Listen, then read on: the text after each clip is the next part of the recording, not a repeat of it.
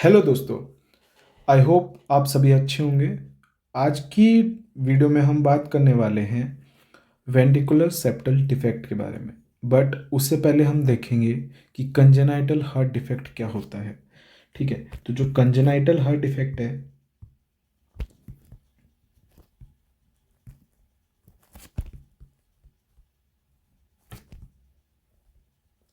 वो हमारा embryological developmental defect है हार्ट में। ठीक है, जिसकी वजह से हमें दो टाइप के एसाइनोटिक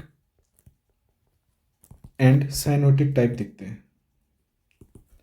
तो जो साइनोटिक है उसमें हमें राइट टू लेफ्ट शंट देखने को मिलता है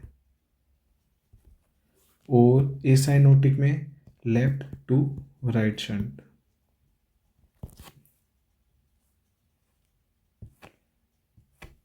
ठीक है, तो हम याद कैसे रखेंगे कि साइनोटिक कौन सा है और एसाइनोटिक कौन सा है। तो जितने भी टी से सिंड्रोम स्टार्ट होते हैं ना, टी से जितने भी डिफेक्ट है वो सारे हमारे आएंगे साइनोटिक के अंदर, जैसे कि trunks arteriosus, tricuspid atresia, transposition of great arteries,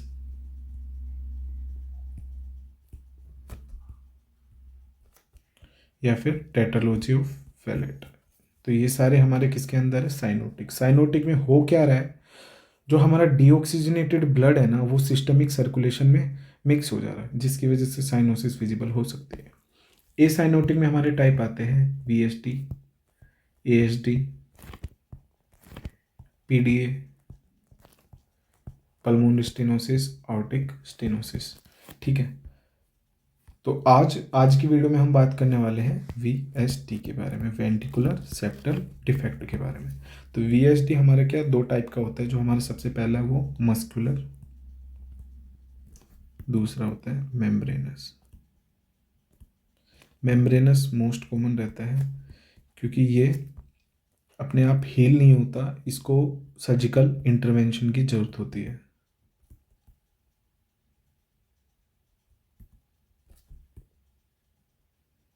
और मस्कुलर हमारा अपने आप हील हो जाता है।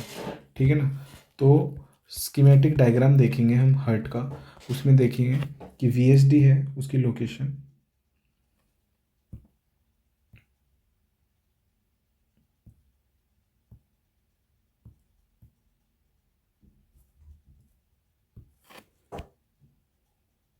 ठीक है।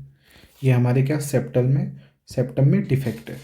सेप्टम में डिफेक्ट है तो नॉर्मल फिजियोलॉजी के अकॉर्डिंग क्या लेफ्ट एट्रियम से ब्लड आता है लेफ्ट वेंट्रिकल में, लेफ्ट वेंट्रिकल से ब्लड में कहाँ चला जाता है हमारा? आउटर में। ठीक है, बट अभी यहाँ पे छेद होने की वजह से जो ब्लड था वो लेफ्ट वेंट्रिकल से आउटा में ना जाके यहाँ पे राइट वेंट्रिकल में जाना पड़ेगा, बट लेफ्ट वेंट्रिकल में भी जाएगा, इसमें आउटा में भी जाएगा। ठीक है, बट जो कंपेरेटिव प्रोपोर्शन रहेगा ना, ज़्यादा ब्लड किस में जाएगा? हमारा राइट वेंट्रिकल में, क्योंकि यहाँ पे राइट वेंट्रिकल में हमें क्या लो प्रेशर देखने को मिलता है, लो प्रेशर। ठीक है, अब सिस्टोल था, सिस्टोल में कॉन्ट्रैक्ट किया लेफ्ट वेंट्रिकल में, ब्लड कहाँ? राइट वेंट्रिकल में भी चला गया और आउटा में भी चला गया। आउटा में क्या कम ब्लड गया अपना। ठीक है, तब जब लेफ्ट वेंट्रिकल सिस्टोल में है, कॉन्ट्रैक्ट कर रही है, तो उसी टाइम क्या हमारी राइट वेंट्रिकल भी कॉन्ट्रैक्ट करेगी। तो राइट वेंट्रिकल कॉन्ट्रैक्ट करेगी तो जो ब्लड हमारा लेफ्ट वेंट्रिकुलर से आया और राइट एट्रियम से राइट वेंट्रिकल में आया, तो वो सीधा हमारे यहाँ पे पल्मोनरी आर्टरी के थ्रू लंग्स में चला जाएगा। ठीक है, तो जो लोड है वो हमारा किस पे बढ़ रहा है? पल्मोनरी आर्टरी पे।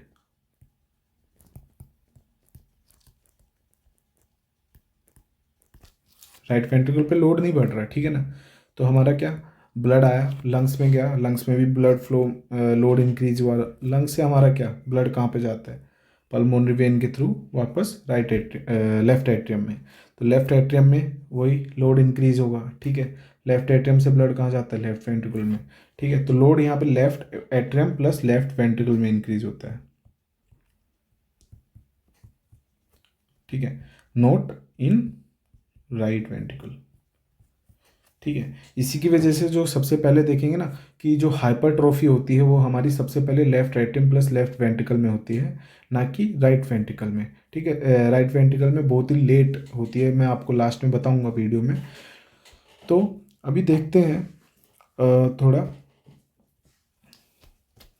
कि जब ब्लड लेफ्ट वेंट्रिकल से राइट वेंट्रिकल में जा रहा है तो यहाँ पे हमें ना एक मरमर दिखाई देगी। मैं आपको एक कॉन्सेप्ट बताता हूँ कि नॉर्मल कोई भी वॉल्व होता है, इसमें से अगर कोई ब्लड लीनियरली जा रहा है तो यहाँ पे मतलब कोई आवाज़ नहीं आएगी, आपको लीनियर ब्लड फ्लो दिखेगा, लेमिनार ब्लड फ्लो भी बोलते हैं जिसको।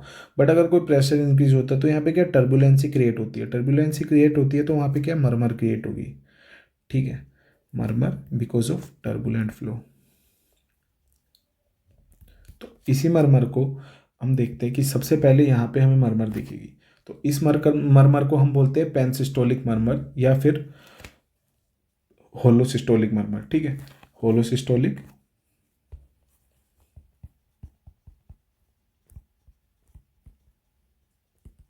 या फिर पेनसिस्टोलिक मरमर। पेन क्यों? क्योंकि थ्रू आउट द मतलब systole it will be present. ठीक है, पेनसिस्टोलिक मरमर।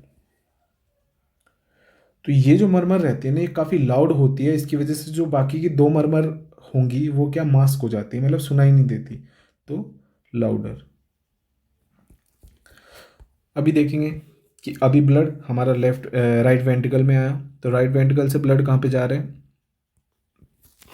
पल्मोनरी आर्टरी में। वापस से सेम वही कि छोटा वोल्व है, इसमें नॉर्मल ब्लड जा रहा था, बट अभी यहाँ पे क्या ज़्यादा ब्लड जा रहा है, ज़्यादा ब्लड जा रहा है तो वापस टर्बुलेंसी क्रिएट हुई। टर्बुलेंसी के चलते वापस से यहाँ पे क्या मरमर सुनाई देगी। यहाँ पे जो मरमर होगी वो हमारी होती है एंड सॉरी, यहाँ पे मरमर होगी वो हमारी होती है इजेक्शन सिस्टोलिक मरमर। ठीक है, इजेक्शन सिस्टोलिक मरमर।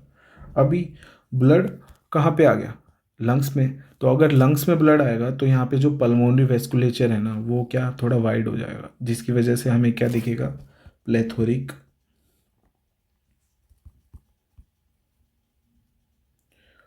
Pulmonary field. ठीक है, ये देखो इसमें दिखेगी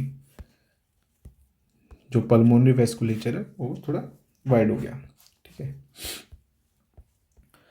अब वापस ब्लड यहाँ पे आ रहा है लेफ्ट एट्रियम में। लेफ्ट एट्रियम से क्या मिट्रल वॉल के थ्रू किस में आ रहा है?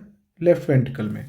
तो लेफ्ट मिट्रल वॉल से जब आएगा तो वापस से यहाँ पे टर्बुलेंसी क्रिएट होगी। सेम कॉन्सेप्ट, यहाँ पे हमें तीसरी मरमर सुनाई देगी जो कि होती है एंड डायस्टोलिक मरमर।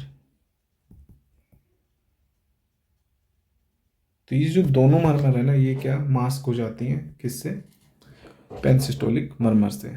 ठीक है, यह हमने अस्कल्टेटरी फाइंडिंग के बारे में बात की। अभी एक और चीज़ देखेंगे कि जब ब्लड जा रहा होता है हमारा आउटा में तो नॉर्मली क्या रहता है कि आउटिक वॉल लेट बंद होता है हमारा किससे? पल्मोनरी वॉल से। बट अभी यहाँ पे ब्लड कम है तो ये आउटिक वॉल है वो जल्दी बंद हो जाएगा। ठीक है, किससे? हमारे पल्मोनरी वॉल से। तो जो आउटिक यहाँ पे हमें क्या वाइड स्प्लिट देखने को मिलेगा क्योंकि आर्टिक वॉल पल्मोनरी वॉल से जल्दी बंद हो जा रहा है। ठीक है, तो ये अस्कल्टेटिव फाइंडिंग के बारे में बात की। अभी हम बात करेंगे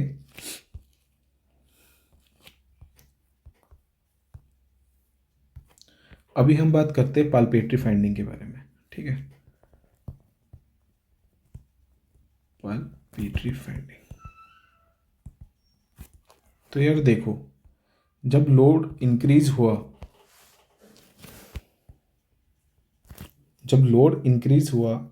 तो कहीं ना कहीं तो ब्लड को एकोमोडेट करना पड़ेगा। तो ब्लड को एकोमोडेट करने के लिए हमारा क्या होगा? जो लेफ्ट एट्रियम है और लेफ्ट वेंट्रिकल है ना, हाइपरट्रोफी हो जाएगी उसकी यहाँ पे। ठीक है, हाइपरट्रोफी हो गई तो ब्लड कितना एकोमोडेट हो गया यहाँ पे। तो इससे क्या होगी? जो एपिकल बीट थी एपेक्स की वो क्या लेफ्ट में शिफ्ट हो जाएगी। ठीक है, या फिर हम बोलते हैं बॉर्डर भी शिफ्ट हो जाता है पाल्पेटरी फाइंडिंग में।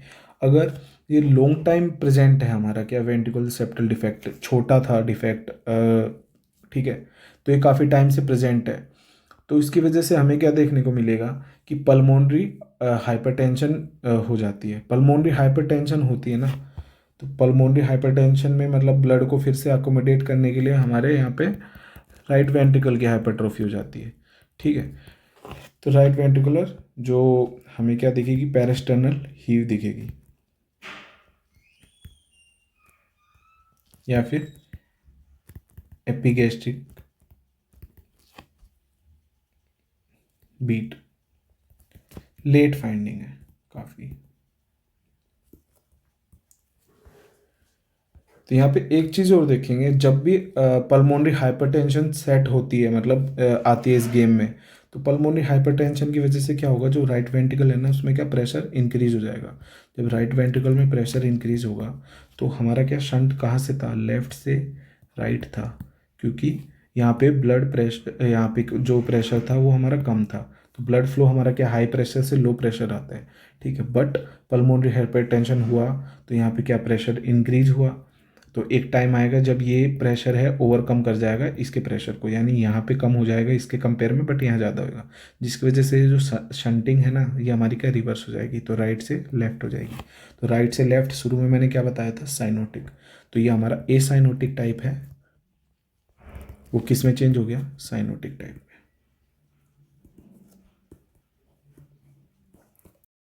और एक चीज़, जो ये सिंड्रोम है ए साइनोटिक से साइनोटिक, इसको हम बोलते हैं आइजन मेंगर सिंड्रोम। आई होप आपको आज की वीडियो अच्छी लगी हो। थैंक यू फॉर वॉचिंग, मिलते हैं नेक्स्ट वीडियो में।